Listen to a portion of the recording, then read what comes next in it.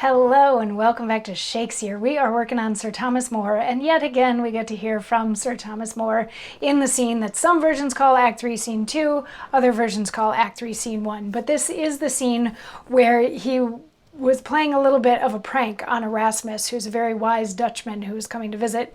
He had his servant Randall dress up like Sir Thomas More to see if Erasmus would be able to tell who was who. But before Erasmus and the Earl of Surrey came in, a gentleman named Faulkner was brought in for sort of participating in a riot, and Sir Thomas More sent him off to prison for 3 years unless he's willing to cut his hair, in which case he can be pardoned within a month. So that happened. Then they all left. Then Surrey and Erasmus arrived and had a little chat with Randall, who was kind of mean to the Dutch. And yesterday we had Sir Thomas More saying, sorry about that, but it was just a little joke that I was playing to see if you'd be able to tell, because there's people who don't look very smart who are, and there's people who do look very smart who aren't. So just a little thing, and I like playing jokes. I hope to continue playing jokes my whole life. And Erasmus is like, yeah, that was a pretty good one.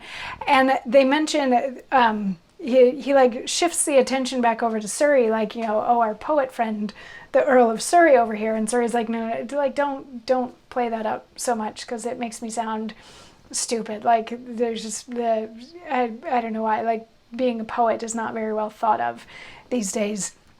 And Sir Thomas More says, why, I'll show you the reason. This is no age for poets. They should sing to the loud cannon, Heroica facta! Qui facient regis heroica carmina laudent, and, as great subjects of their pen decay, even so unphysicked they do melt away. Come, will your lordship in? My dear Erasmus. I'll hear you, Master Morris, presently. My lord, I make you master of my house. We'll banquet here with fresh and staid delights. The muse's music here shall cheer our sprites. The cates must be but mean where scholars sit, for they're made all with courses of neat wit. How now, Master Morris? So at the very end there, Surrey, Erasmus, and everybody else left, but Master Morris had come in. And before we get to what that is, let's talk about what he just said. He was saying that poets should be singing about historical facts and writing the historical record and keeping track of all that sort of thing. But when the subjects that they're writing about are not so compelling, the poetry becomes a little bit less, so he's saying that Surrey is still a good poet, he just doesn't have anything good to write about because of the current political situation, which is an interesting tack to take. But then Master Morris comes in, and as Morris comes in, he welcomes Erasmus to his house. Please make yourself at home, we'll have food, we'll have music, all that, it'll be great. They all go inside, and he turns to Master Morris. Now, Master Morris is the secretary to the Lord of Winchester, for whom Faulkner works, the guy who had really long hair. And he comes in and he's like, I'm here to plead on his behalf. He actually went to a barber and got his hair cut. And Sir Thomas More is like, let me see that. So they bring Faulkner back in, and indeed his hair has been cut. And Sir Thomas More is like, you know what? Good job. Good on you. All right, cool. You're free to go. No more prison sentence at all. And he leaves to go inside and join Surrey and Erasmus and everything. And then Morris and Faulkner, and remember, Faulkner works for Morris. Faulkner has a bit of a meltdown because so much of his identity was tied to his hair. And he's like, what else is going to drive a person crazy other than losing all their hair? Like this is, and he gets really down, and he's losing his self-esteem.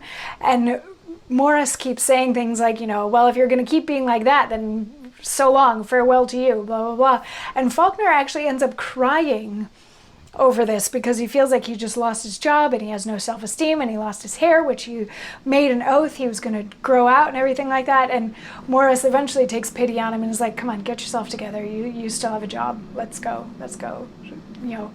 Get on with our day. And that's the end of this particular scene, which some versions call Act 3, Scene 1, and some versions call Act 3, Scene 2. So we have Sir Thomas More. I think it's interesting, his little tidbit about poetry in this, but he is sort of second in command now, but he hasn't really lost his personality through all of this. He's fair and just. He said, if you cut your hair, you'll only be there in a month.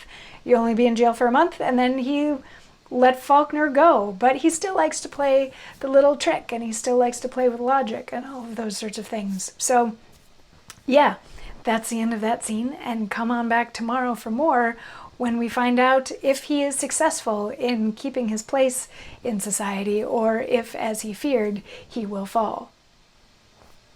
Keep in mind what kind of play this is as you try to figure that one out. But anyway, we got to see how he gets there. So come on back tomorrow for that. Mwah.